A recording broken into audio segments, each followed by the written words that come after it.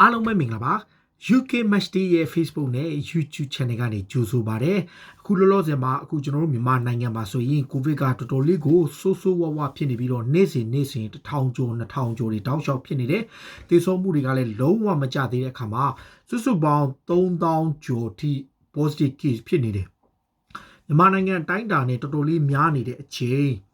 ်ခုလက်ရှိကျွန်တော်ရှိနေတဲ့ဒီအင်္ဂလန်နိုင်ငံဗြိတိန်နိုင်ငံ UK ဖြစ်တဲ့ဒီအင်္ဂလန်နိုင်ငံမှာဆိုရင်လေဒီကိုဗစ်ကတော်တော်လေးကိုဆူဆူဝါဖြစ်နေတယ်ကိုဗစ်ဒုတိယ wave ပေါ့ဗျာ second wave လို့ခေါ်တဲ့ဒုတိယ line ပြန်လာတဲ့အချိန်ကစပြီးတော့အခု Premier League ပွဲစဉ်တွေမှာတော်တော်လေးကို affect ဖြစ်ပြီးတော့ဒီမကြခင်မချိန်တွင်းမှာပဲ Premier League ပွဲစဉ်တွေတော်တော်များများတချို့ပွဲစဉ်တွေကိုရွှေ့သွားရနိုင်တဲ့အခြေအနေမျိုးရှိတယ်လက်ရှိနေထားရဗြိတိန်ကစုစုပေါင်း6သိန်းကျော်ဖြစ်ထားတယ်4000ကျော်အသက်ဆုံးရှုံးထားတယ်ဒါပေမဲ့ကျွန်တော်တို့ match လ April လဟာအဆိုးဝါးဆုံးဖြစ်ခဲ့တဲ့အချိန်မှာတော့မှဒီတရက်ကို maximum case က9500ဟာ maximum အများဆုံးပဲဒါပေမဲ့မနေ့ကတရက်တည်းကို1000ခွဲထိရှိတယ်နေ့စဉ်1000ကျော်ဖြစ်နေတဲ့အချိန်အခုပြင်သစ်တို့ဂျာမနီတို့အီတလီတို့မှာလည်းနေ့စဉ်1000ကျော်ဂျာမနီဆို9000ကျော်ပြင်သစ်တို့2000ကျော်အီတလီတို့စပိန်တို့မှာလည်းအရန်များနေတဲ့အချိန်ဥရောပဘောလုံးလောကတစ်ခုလုံးတော်တော်လေးကိုဒိန်ဂျာဖြစ်သွားနိုင်တဲ့အနေအထားမျိုးရှိတယ်ဒီကြားထဲမှာချန်ပီယံလိပွဲစဉ်တွေရှိတယ်အခုနိုင်ငံတကာပွဲတွေဖြစ် Nation League ပဲဖြစ်ဘဲကလပ်ပွဲပဲဖြစ်နိုင်ငံတကာပွဲသွားကန်ပြီးတဲ့အခါ international ပွဲတွေကိုတခြားနိုင်ငံမှာသွားကန်ပြီးပြန်လာတိုင်းမှာကစားသမားတွေအားလုံးဟာဒီကိုဗစ်တစ်ခုမှတစ်ခုဖြစ်နေကြတယ်ရိုနယ်ဒိုဆိုရင်ကြည့်အီတလီမှာသူကိုဗစ်ဖြစ်တယ်လို့ suspect ဖြစ်တယ်ဂျူဗန်တက်စ်အသင်းကသူ့ကိုသူတပြည့်အသင်းဟိုတယ်မှာဒီအသင်းရဲ့ဝန်ထမ်း2ယောက်ကိုဗစ်ဖြစ်တဲ့ကိစ္စနဲ့ပတ်သက်ပြီးရိုနယ်ဒိုဟာအီတလီနိုင်ငံရဲ့စီးမင်းကိုဖောက်ဖျက်ပြီးတော့ပေါ်တူဂီမှာဘောလုံးသွားကန်တယ်ဆိုပြီးတော့အားကစားဝန်ကြီးကပြစ်တင်ဝေဖန်ထားတာတွေရှိတယ်ရိုနယ်ဒိုဘက်ကပြန်ညှင်းထားလို့သူကိုယ်တိုင်ကိုဗစ်ဖြစ်ထားပေမဲ့ positive ဖြစ်ထားပေမဲ့သူ့အနေနဲ့2ကြိမ်စစ်တာအောင်ထားတယ်ဒါပေမဲ့ပြောချင်တာကနိုင်ငံတကာပွဲသွားကစားတဲ့အချိန်တိုင်းမှာအသင်းတော်တော်များများ affect ဖြစ်နေတယ်အာဆနယ်အသင်းဆိုရင်လူငယ်ကစားမလေးမက်တီယိုကွမ်ဒူစီအပါဝင်ဆာဒီယိုမာနီကစားမတွေတော်တော်များများကိုဖြစ်နေတယ်ဆိုတော့ပြောချင်တာကအခုလောလောဆယ်မှာပါလဲဆိုတော့အခုအင်္ဂလန်မှာဆိုရင် Premier League ပွဲတွေကိုဘယ်လောက်ထိ affect ဖြစ်နိုင်တယ်အခုလောလောဆယ်မှာ Premier League ကဒီ affect ဖြစ်ဖို့အတွက်ကိုဗြိတိန်နိုင်ငံရဲ့ဝင်ကြီးချုပ်ဖြစ်တဲ့ဘော်ရစ်ဂျွန်ဆင်ကအခုလောလောဆယ်မှာမန်ချက်စတာတို့ဒီလန်ကာရှားယာဒေသကမန်ချက်စတာတို့ဟိုးမြောက်ပိုင်းနေဘာမင်ဂန်တွေအားလုံးကိုသူအနေနဲ့ထိုင်ယာ3ဆိုပြီးတော့အဆင့်သတ်မှတ်ချက်3ပြောင်းခြင်းနေပြီပြောချင်တာကအခုလောဆယ်မှာအစိုးရကအခု second wave မှာသူတို့လုပ်နေတာကအဆင့်1အဆင့်2အဆင့်3ပေါ့ဗျာ Tier 1 Tier 2 Tier 3ဆိုပြီးတော့သူတို့အဆင့်3ခုခွဲခြားလိုက်တယ်ဗျာဒါပြီးခဲ့တဲ့ရက်ပိုင်းမှာဒါပေမဲ့အခုလောဆယ်မှာ Manchester တစ်ချောက်လုံးနဲ့အထက်ပိုင်းတစ်ခုလုံးဟာအဆင့်3နေရာအဆိုးဝါးဆုံးအဆင့်3နေရာဖြစ်ဒီရောက်ရှိနေပြီပြောချင်တာကပြီးခဲ့တဲ့ဩဂတ်စ်လဇွန်လဇူလိုင်လတွေမှာတနိုင်ငံလုံးအတိုင်းအတာနဲ့ lockdown ချခဲ့ပေမဲ့လက်ရှိအနေထားအရအစိုးရကတော့စီးပွားရေးအခြေအနေအရ lockdown ချမှုကိုလုပ်ဖို့အစီအစဉ်မရှိပေမဲ့ဒေသလိုက်အကွက်လိုက်ကိုသူက Tier 1 2 3အဆင့်1 2 3ဆိုပြီးသတ်မှတ်တယ်အဆင့်1မှာသတ်မှတ်ထားတာကပုံမှန်အဆင့်1မှာတော့ပုံမှန် business တွေအားလုံး run လို့ရတယ်ပြီးရင်ပုံမှန်တိုင်းည10:00နာရီအထိ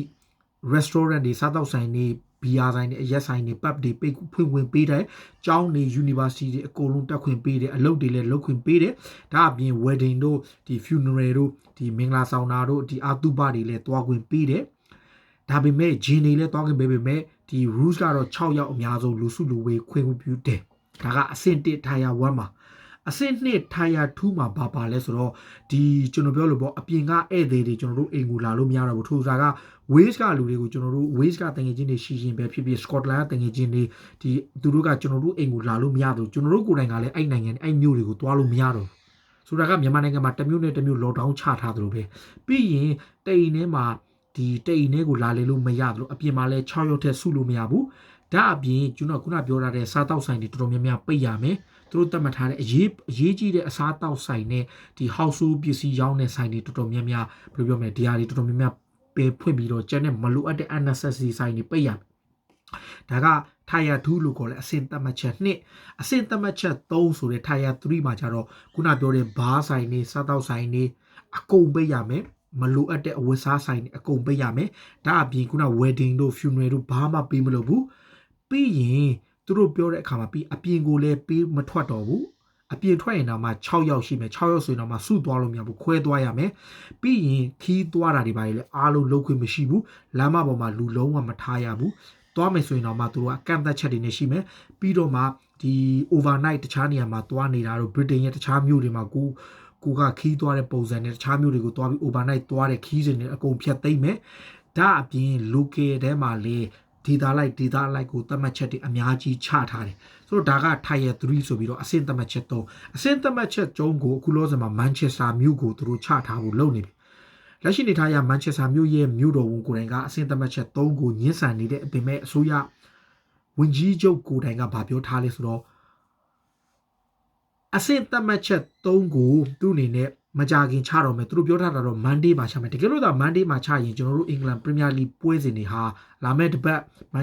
Manchester မြို့မှာကံမဲ့ပွဲတွေ Leicester မြို့မှာကံမဲ့ပွဲတွေနောက် Birmingham မြို့မှာကံမဲ့ Aston Villa ရဲ့ပွဲတွေ Newcastle ဟိုမြောက်ပိုင်းမှာကံမဲ့ပွဲတွေအားလုံးဟာအတိုင်းအတာတစ်ခုဒီပွဲရွှေ့သွားရမယ့်အခြေအနေမျိုးရှိတယ်ဒါဥရောပမှာလည်းတော်တော်လေးဖြစ်နေအချိန် England Premier League မှာဖြစ်နေတာဆိုတော့အခုလောလောဆယ်မှာကျွန်တော်တို့သိထားတဲ့အနေထားအရဒီ UK နိုင်ငံကအခုလောလောဆယ်မှာဒီစုစုပေါင်း6,8,900ကျော် case ဖြစ်ထားတယ်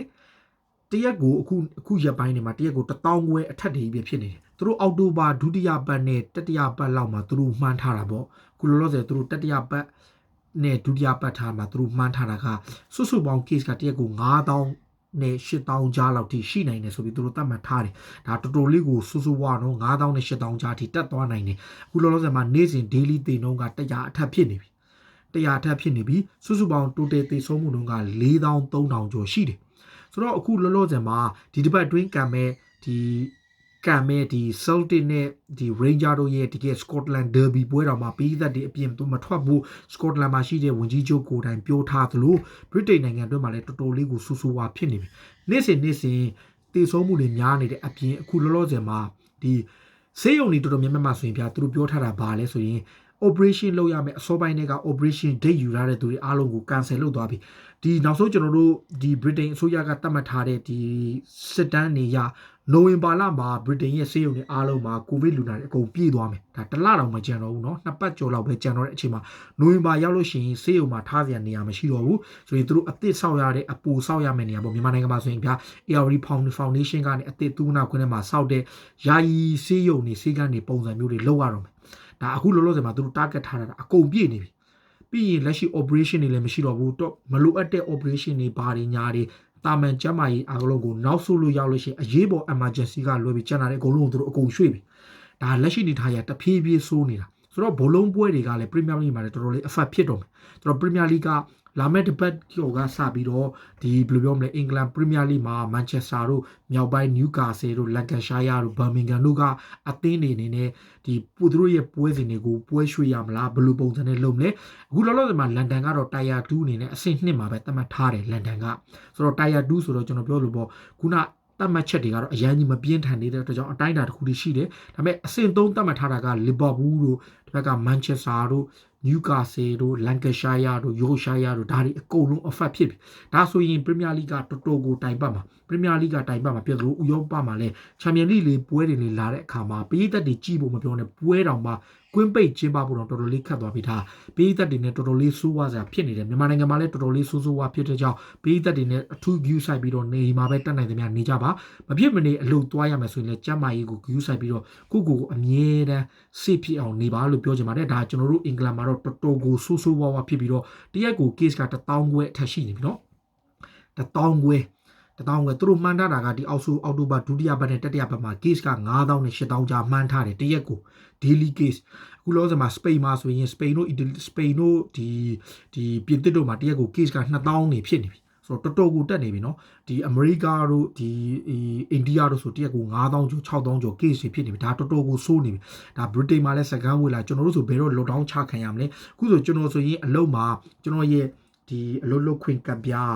ဒီ register တွေအားလုံးကို yes scan ကိုကျွန်တော်တို့ပေးထားပြီးသားတကယ်လို့ lockdown ချရင်ပဲဖြစ်တခုခုဆိုးဝါလာလို့ချရင်ကျွန်တော်တို့ကအဲ့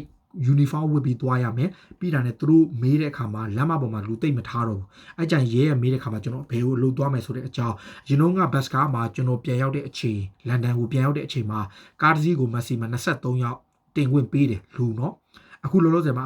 သူတို့ short လိုက်ပြီး17ယောက်ပဲပေးတယ်ပြီးတော့ဆိုင်တိုင်းမှာလည်းဒီဘယ်လိုပြောဘန်မှာဆိုရင်သူတို့လူဘန်မှာတပြိုင်နဲ့လူ9ယောက်ပဲပေးဝင်တယ် 9ယောက်ပြည့်တယောက်ထွက်တယောက်ဝင်တယောက်ထွက်တယောက်ဝင်ဒီတာမန် shopping center အသေးလေးတွေပေါ့ဒီကျွန်တော်တို့ city mart လို့ဆိုင်အသေးလေးတွေမှာတော့မှဆိုင်ထဲမှာ maximum အလုံးပေါင်း73ယောက်ပဲပေးဝင်တယ်ဒါအားလုံးကိုပြောင်းနေပြီနော်မကြမီချိန်တွေမှာဒီတက်ပိုဆိုးဖို့ပဲရှိတယ်ဆိုတော့ကျွန်တော်တို့အနေနဲ့ဒီတက်ပိုပြီးပြင်ဆင်ရမယ် Premier League အတွက်လည်းဘယ်လောက်ထိ effect ဖြစ်မလဲဘောလုံးပြေးတက်တွေအတွက်နောက်တစ်ခါပြီးခဲ့တဲ့တစ်ခေါက်လိုမျိုးဘောလုံးပွဲတွေကိုရက်သွားမလားဆိုတာစိုးရင်စွာနဲ့စောင့်ကြည့်ရမှာပါဒါကလက်ရှိနိုင်ငံကမြန်မာအခြေအနေဥရောပမှာလည်းဖြစ်ပွားနေတဲ့ Britain နိုင်ငံနဲ့အင်္ဂလန်နိုင်ငံ Premier League မှာဘယ်လောက်ထိ effect ဖြစ်မယ်ဆိုတဲ့အကြောင်းကိုသုံးသပ်ပေးကြတာပါပြီးသက်တွေနေနဲ့လည်းတတိထားနေကြပါစေဖြစ်ကြပါလို့ပြောရင်းနဲ့ဒီကနေ့အစီအစဉ်ကိုဒီမှာပဲဆုံးသက်ပြစေအားလုံးကိုကျေးဇူးတင်နော်